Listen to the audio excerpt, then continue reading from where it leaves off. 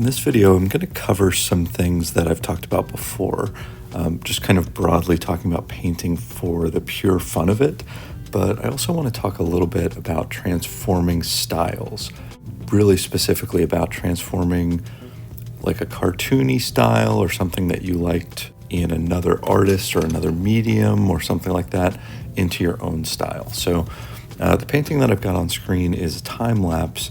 You know, when I was younger, I loved Super Nintendo game RPGs, like the classic Square type RPGs, like Final Fantasy and Chrono Trigger. And this one is from Secret of Mana, which was kind of like a precursor to some of the modern action RPG type games where you control your little characters. You have a couple of non-player characters controlled by the software, and they kind of attack enemies for you. And I love that genre. I always have. And Secret of Mana was one of my favorite games. I also really loved the music. I still listen to video game music sometimes, especially on YouTube, like just listening to, people recreating those classic RPG soundtracks. I love that stuff. So anyways, I'm a big fan. So I often just kind of paint just generic people or people I know, or, other kinds of scenes that wouldn't be considered fan art. So I don't know why I always do that, though, because for me, painting is a hobby and I do it for fun. And honestly, some of the most fun I have is stuff like this, which I rarely do. I enjoyed this painting, the Secret of Mana character painting, so much. So I would like to do more of that. I think that's kind of what it's all about, so why don't I? So I'm going to try to plan some other ones, see if I can get some of my old favorite games, do some fan art. It'll be fun. So the other thing I wanted to talk about with this video, though, is like these Secret of Mana characters. If you're familiar with the games at all, they have a very specific style. It's a very cartoony, Japan animation inspired looks to them. The creator had his own kind of art style, and again, it's very kind of cartoonish. So the original character designs don't look anything like what I'm putting together here on screen.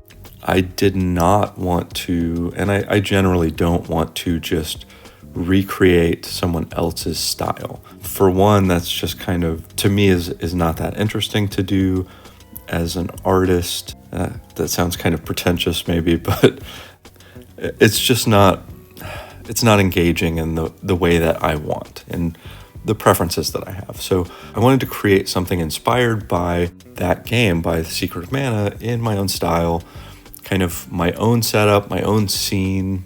I know what the characters look like, and I reference some of the original art to try to get the right, like what kind of clothes do they wear, what are their general looks for the characters, but, do it in something that actually is in keeping with the way that I depict people. So that's kind of tricky, and I think it takes some trial and error, and I think you can see in the video that I certainly had to rework some of the faces sometimes. I mean, there's some consistent things with my approach, like building out the skeletal outline, like the structure of the body, of the pose, and just kind of flushing out in a more standard way facial features.